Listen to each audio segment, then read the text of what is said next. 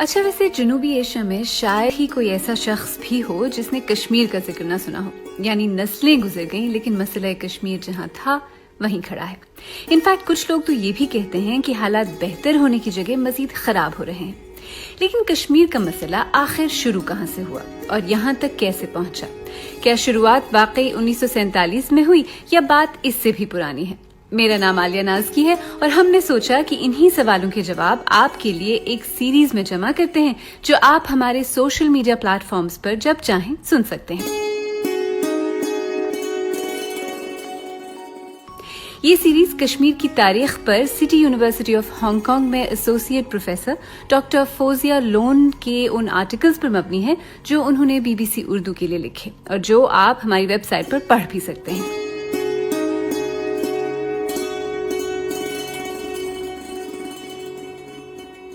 تو سب سے پہلے تو یہ بتائیں کہ کیا آپ کو یہ پتا ہے کہ انگریزوں نے 1947 سے قریباً 100 سال پہلے 1846 میں کشمیر کو بیچ دیا تھا؟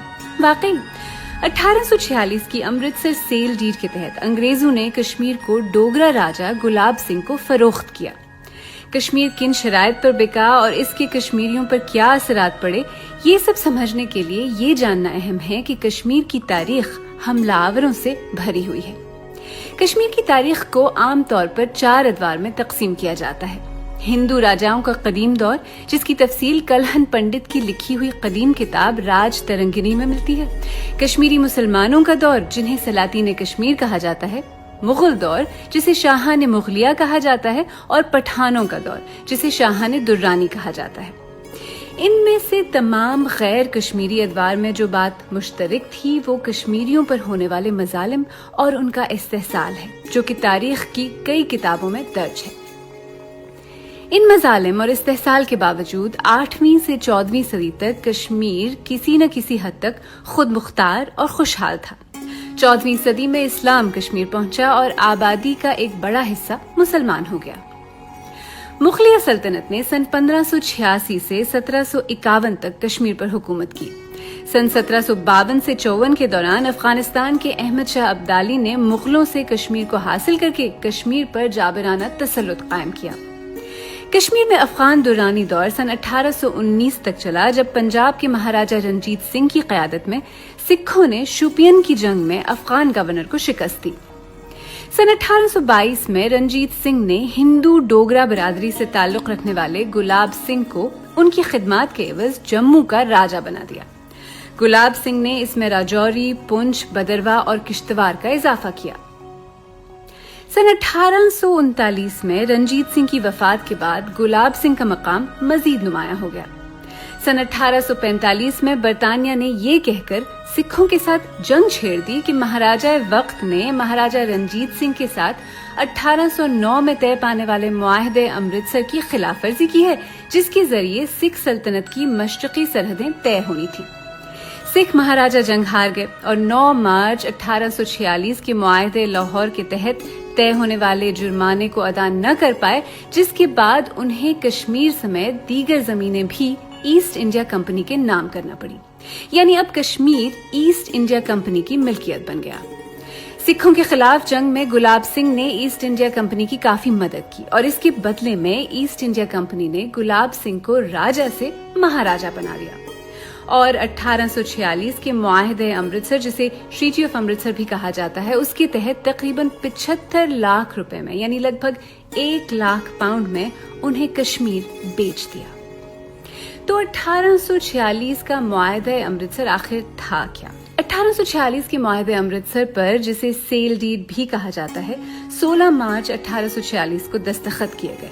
اس معاہدے کا اطلاق دریائے سندھ کے مشرق اور دریائے راوی کے مغرب کے پہاڑی خطے اور اس کے ماتحت علاقوں بشمول چم پر تھا، لیکن اس میں لاہور کا علاقہ شامل نہیں تھا، جس پر 9 مارچ 1846 کے معاہدے لاہور کے آرٹیکل 4 کے تحت برطانیہ کا دعویٰ تھا.